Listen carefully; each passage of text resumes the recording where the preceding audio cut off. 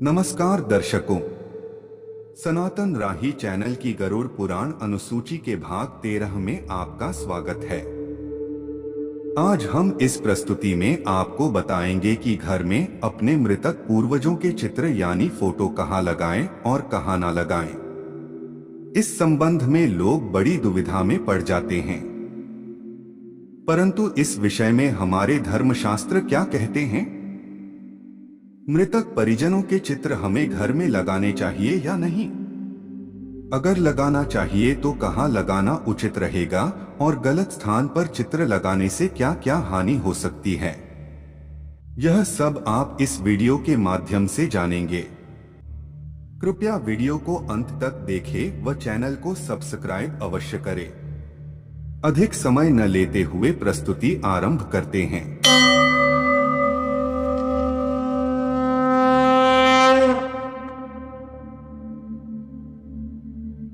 पितृपक्ष के दौरान लोग पूर्ण रीति रिवाजों के साथ अपने पितरों की आराधना करते हैं।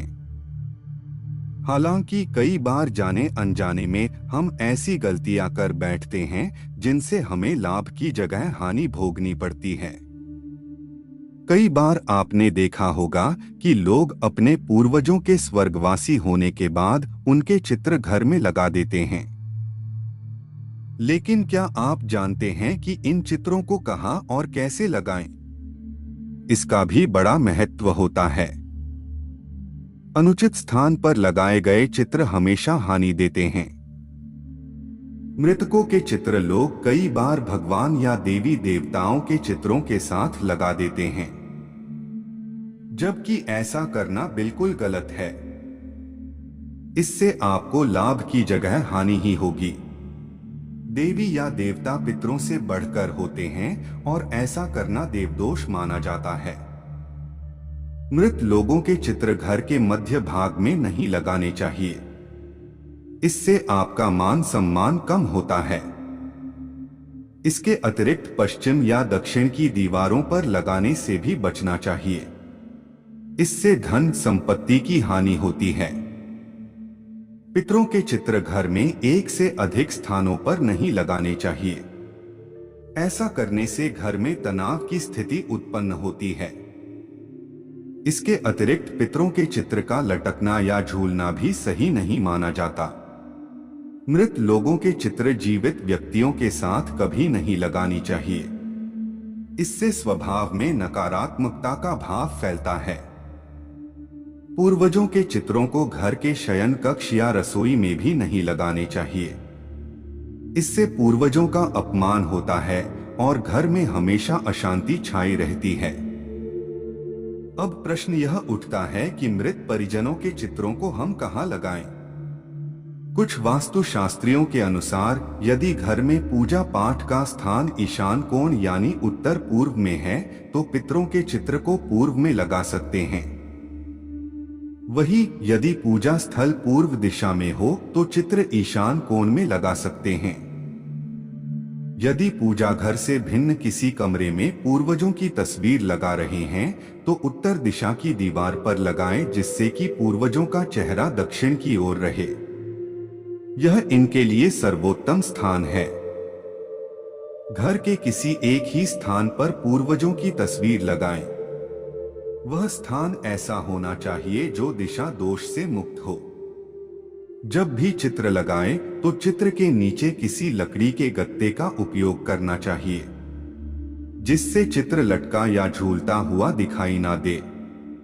घर के पूर्वजों का चित्र केवल आपके देखने के लिए है, किसी दूसरे के लिए नहीं। अतः उसे ऐसे स्थान पर ही लगाएं जहां पर किसी अतिथि की दृष्टि ना पड़े। आप भी उन्हें प्रतिदिन ना देखें तो ही अच्छा है। यह सही है कि आपकी भावनाएं उनसे जुड़ी हैं, परंतु उन्हें प्रतिदिन याद करने से आपके भविष्य पर इसका बुरा प्रभाव पड़ेगा। यह भी माना जाता है कि हर समय पूर्वजों को याद करते रहने से मन में उदासी और निराशा की भावना का विकास होता है। अगर आप अपने पूर्वजों के चित्र को अनुकूल स्थान पर नहीं लगाते तो आपको कई प्रकार की अड़चनों का सामना करना पड़ सकता है।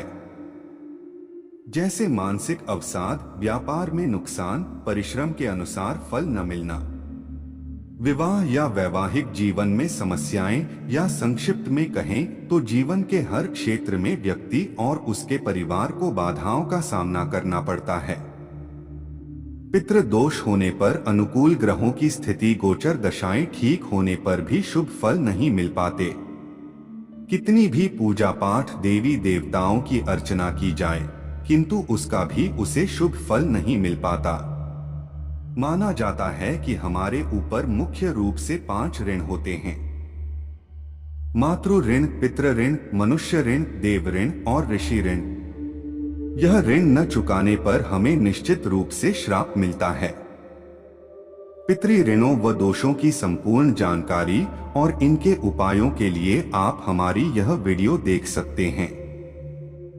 पितृ दोष मुख्यतः 2 प्रकार से प्रभावित करते हैं: अधोगति वाली पितरों के कारण और ऊर्ध्वगति वाले पितरों के कारण। अधोगति वाले पितरों के दोषों का मुख्य कारण परिजनों द्वारा किया गया गलत आचरण, अतृप्त इच्छाएं, संपत्ति के प्रति मोह और उसका गलत लोगों द्वारा उपभोग है, और परिवार के किसी प्रयोजन को अकारण कष्ट देने पर भी पितृ क्रोधित हो जाते हैं और परिवार के सदस्यों को श्राप दे देते हैं और अपनी शक्ति से नकारात्मक फल प्रदान करते हैं। ऊर्ध्वगति वाले पितृ सामान्यतः पितृ दोष उत्पन्न नहीं करते, परंतु उनका किसी भी रूप में अपमान होने पर अथवा परिवार के पारंपरिक रीति रिवाजों का निर्वहन नहीं करने पर वह पितृ दोष उत्पन्न करते हैं। कई बार हम देखते हैं कि लोगों के जीवन में परेशानियां समाप्त होने का नाम ही नहीं लेती। वे चाहे जितना भी समय और धन खर्च कर ले, परंतु कार्य सफल नहीं होता। ऐसे लोगों की कुंडली में निश्चित रूप से ही पितृ दोष होता है। यह दोष पीढ़ी दर पीढ़ी कष्ट पहुंचाता रहता है, जब तक कि इसका विधि विधान पूर्वक निवारण न किया जाए। यह आने वाली को भी कष्ट देता है। इस दोष के निवारण के लिए कुछ विशेष दिन और समय तय किए गए हैं जिनमें इसका निवारण होता है।